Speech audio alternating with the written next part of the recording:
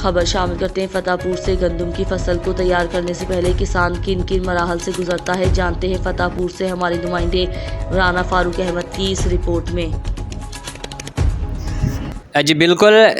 گندم کی کاشت اور گندم انسانی زندگی کے لیے انتہائی اہم غذا کے طور پر استعمال ہوتی ہے، جس کا کوئی نعم البدل نہیں۔ اور اس گندم کی کاشت کے لیے کسان اور ذمہ دار کو کن مراحل سے گزرنا پڑتا ہے، یہ وہی لوگ جانتے ہیں۔ زمین کو کس طرح سے ہموار کیا جاتا ہے، پھر گندم کی بجائی کی جاتی ہے، پھر مختلف اوقات میں دن ہو یا رات اس کو پانی لگایا جاتا ہے، کھاد اور سپرے کی جاتی ہے۔ جس طرح کہ پچھلے دنوں کھاد کا شدید بحران تھا،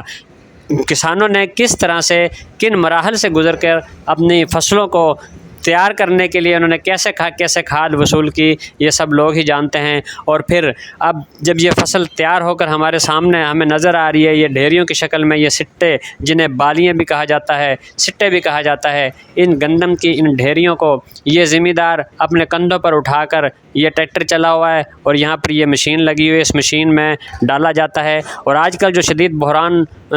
ڈیزل کی شکل میں نظر آ رہا ہے کہ ان ذمہ داروں کو اپنی گندم کی جسے گہائی کہا جاتا ہے کہ جب یہ مشین میں ڈالا جاتا ہے اس کو، تو اس ٹریکٹر کو چلانے کے لیے ڈیزل کی ضرورت پڑتی ہے۔ لیکن آج کل جو ڈیزل کا شدید بحران ہر طرف، ذمہ دار اس وجہ سے بھی پریشان ہے کہ سب سے پہلے تو انہیں کھاد کے حصول کے لیے اتنی پریشانی اور دقت اٹھانی پڑی، اور پھر اب جب ان کی فصل تیار ہو کر ان کے زمینوں پر پڑی ہے تو انہیں کھاد